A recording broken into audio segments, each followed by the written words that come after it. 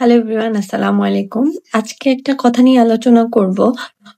Next কিছুদিন আগে আমি ভোলাতে যাই। তো ভোলাতে যাওয়ার পরে আমার বিড়ালটা কোনো একটা কারণে অসুস্থ হয়ে যায়। তো আমি ভোলাতে একজন ভেটকে নক করি। যেহেতু ভোলাতে ভেট খুব রেয়ার, আর আমি পশু হাসপাতালে কখনোই আমার বিড়ালকে দেখাই না। কারণ আমার একটা বিড়াল পশু হাসপাতাল দেখানোর কারণে মারা গিয়েছেন। ওনারা নাপা সাজেস্ট করেছিল। বাট বিড়ালের জন্য নাপা এক ধরনের বিষের মতো কাজ করে, যেটা আমি আগে জানতাম না। বাট লাস্ট 7-8 বছর বিড়াল পালার অভিজ্ঞতা থেকে আমি আরকি এটা জানতে পারছি। তো পরবর্তী থেকে আমি আর কখনোই বিড়ালকে পশু হাসপাতালে দেখাই নাই। আমি সবসময় ঢাকায় নয়তো বরিশালে আমার এক ভাইয়া আছে ভ্যাট, তো ওনাকেই সবসময় দেখাই। তো লাস্ট কিছুদিন আগে আমার বিড়ালটা হঠাৎ করে অসুস্থ হয়ে যায়। তো ইমার্জেন্সি দেখে আমি ভোলার একজন ভ্যাট আছে, তো ওনাকে আমি নক করি। তো নক করার পর ওনাকে জিজ্ঞেস করি যে ভাইয়া আপনি ভ্যাকসিন করাতে কত টাকা নিবেন এবং বাসায় এসে ভ্যাকসিন করলে কত টাকা টোটাল আপনাকে দিতে হবে।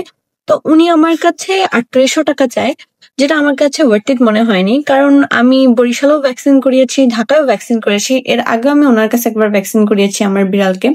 তো সেইবার আমার একটা অভিজ্ঞতা হয়েছিল যে আমার বোন গিয়েছিল, তো ও কাছ থেকে বিড়াল উনি ধরে নাই। তো একটা পশু ডক্টর, সে একটা প্রাণীকে ধরছে না, স্বাভাবিক আমার তাকে ভালো লাগে নাই। তো তারপর যেহেতু ইমার্জেন্সি সিচুয়েশনে আমার দেখানোই লাগবে, তাই আমি ওনাকে নক করি। তো উনি আমার কাছে টোটাল 3800 টাকা চায়। যাই হোক, 3800 টাকার ভিতরে 3300 টাকা ভ্যাকসিনের প্রাইস, আর 500 টাকা ওনার বাসায় এসে চার্জ দেখার জন্য। তো আমার কাছে 500 টাকা ওয়ার্থ ইট লেগেছে, বাট 3300 টাকা ভ্যাকসিনের দামটা আমার কাছে ওয়ার্থ ইট মনে হয়নি। কারণ ভ্যাকসিন যেহেতু আমি করাই, আর আগেও আমি কয়েকবার করিয়েছি, 1500 থেকে 2000 টাকার মধ্যে ভ্যাকসিন হয়ে যায় ঢাকাতে বা বরিশালে।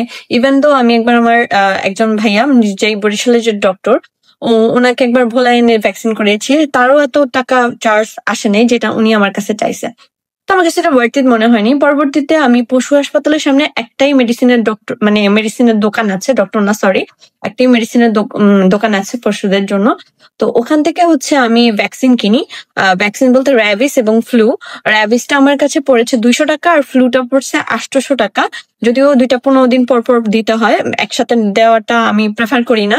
কারণ এতে করে বিড়ালের দেখা যায় যে অনেকক্ষণ সেন্স থাকে না, সে ঘুমিয়ে থাকে। তো আমার কাছে মনে হয় যে না, আগে ফ্লু দেই, তারপরে ভ্যাকসিন দেই, যেটাই র্যাবিস দেই, র্যাবিস দেই। সো আলাদা আলাদা করে দিয়েছি। তো দুইটা মিলে আমার কাছে 1000 টাকা পড়েছে। আর পশু হাসপাতালে যেহেতু আমি দিয়েছি, সেহেতু আমার কাছে 1 টাকাও নেয়নি। যাই হোক, 1000 টাকার ভ্যাকসিনের জন্য সে আমার কাছে চার্জ করে 3300 টাকা। আই মিন 2300 টাকা বেশি। হ্যাঁ, আপনি বেশি নিতে পারেন, আপনি 500-1000 টাকা বেশি নিতে পারেন। এটা আপনি আপনার আমার কাছে মনে হয় যে ঠিক আছে, ওকে। বাট 2300 টাকা এটা আমার কাছে ওকে মনে হয়নি। তাই আমি ভিডিওটা করলাম। যদি আপনাদের মনে হয় যে আপনারা বিড়ালকে ভ্যাকসিন করাবেন, তাহলে আপনারা একটা কাজ করবেন, পশু হাসপাতালের সামনে যে ওষুধের দোকানটা আছে ওখান থেকে আপনারা মেডিসিনটা কিনবেন, কিনে পশু হাসপাতালে নিয়ে বিড়ালকে ভ্যাকসিন করিয়ে দিবেন।